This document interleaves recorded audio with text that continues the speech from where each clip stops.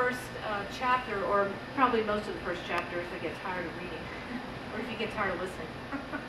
I'm violating the rules here. This is not fiction, this is fiction. So, okay, this is Clara in a Time of War. Clara heard the old clock in the parlor chime 1. She had snuffed her lamp an hour ago, but had lain awake in her chilly room, her mind teeming like a swollen river. The light of a full moon was pouring over the foot of her bed. A cold, gray light, but she was grateful for it. Most nights in Chester County were black as pitch, and she lay there shipwrecked in the dark, drifting. Perhaps she ought to give in and light the fire, or perhaps she should go down to the kitchen and get some brandy. That would warm her, and she wouldn't have to waste the wood pile for it. She sat up and pushed back the blankets and swung her feet over the bed and fumbled for her slippers. And then she went still, because something hit the ground below her windows. She listened, and then plop. There was another sound, a sound she knew well. The banging shut of a carriage house door. Pedro rose to his feet and pattered across the room and sat back on his haunches in front of her. She steadied her hand in the blonde plush of the dog's head. "What is it, Petey? What could it be?" she whispered. She got up and went to the window and parted the thin muslin curtains. The moon was silvering everything, the side yard and the mammoth sycamore and the cluster of damp woods. She looked down at the carriage house.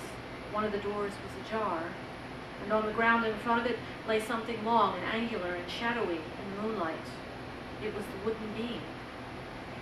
The beam had been across the doors when she went to bed. She had watched James from the kitchen window as he placed it there before supper. She'd had to remind her son more than once to do it and had spoken sternly to him.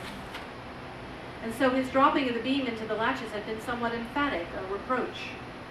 Now the beam was back on the ground, and the only way it could have gotten there was if someone had lifted it from the latches and thrown it down. She cast her eyes around the yard again. Was there a thief out there? But what kind of thief would sneak about at this hour out here in the countryside, half a day's ride from the city? Out here in the middle of nowhere, she thought. And why would he break into her carriage house? He'd do better to break into the barn and steal the horses. She wondered suddenly whether she'd locked the doors downstairs, and whether she had locked the cabinet where she kept her mother's silverware. The silverware was worth more than anything they owned, even the horses, and she couldn't afford to lose it. She might have to sell it if things got desperate, if her husband didn't make it home. She turned from the window and went to the wooden cabinet in the corner and took out the musket. Malachi had insisted she learn how to fire it before he left. "For your own good, wife," he said.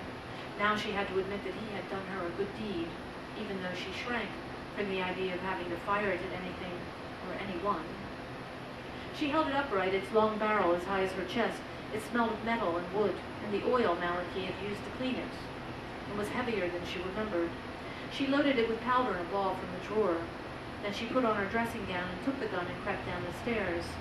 Pedro followed her, his nails clicking lightly on the wooden floor.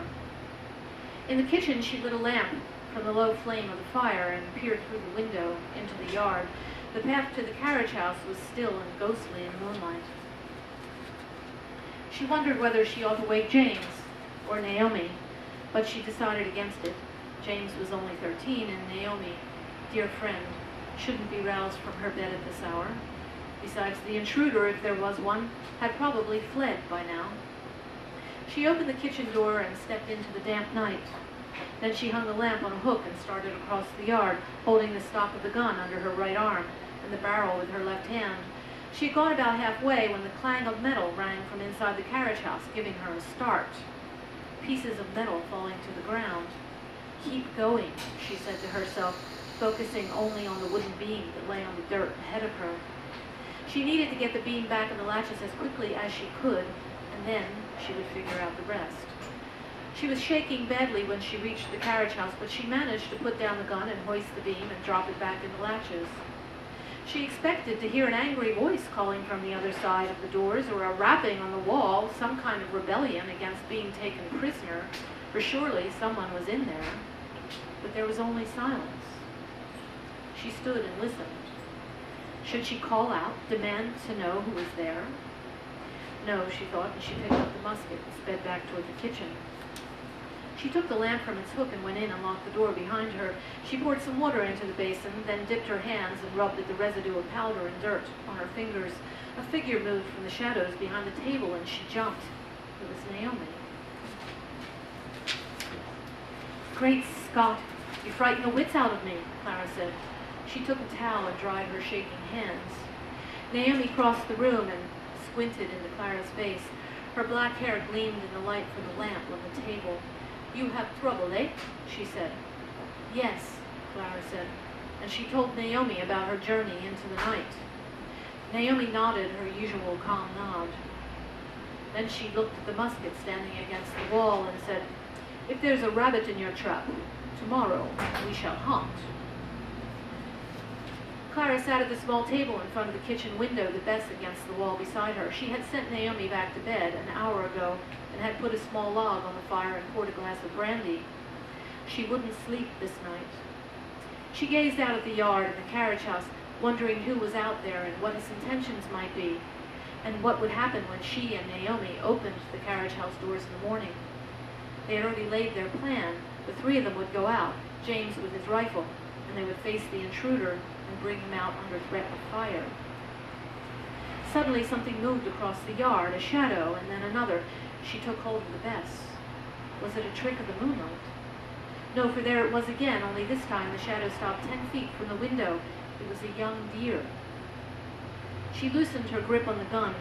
The deer turned its head and looked at her, its large ears erect, and then sprang off in the direction of the orchard. "Silly creatures," she muttered, and she took a large swallow of brandy and wiped her mouth with her hand. For a moment she thought they might be Indians. She had never seen any Indians around the farm, but she knew they were out there, small bands of Lenape. The ones who hadn't migrated west, hunting and trapping in the valley of the Brandywine River. She used to see them walking to market in their skins and beads in Philadelphia when she lived on 3rd Street. They seemed to keep to themselves, but one could never be too sure. She'd heard the stories from the Western Territories. She would have thought they were redcoats, but the British Army hadn't gotten as far as Philadelphia or Chester County, not yet. They had tried last winter, and General Washington had turned them back to Princeton. That was when Malachi enlisted. Clara took another sip of brandy. Where was he? Somewhere in New Jersey, the last she heard, hungry and scrounging for food. But she hadn't had any news for weeks. She squinted once more into the yard and sighed. She was exhausted. She needed sleep, not noises in the night. Sleep. I'll stop there.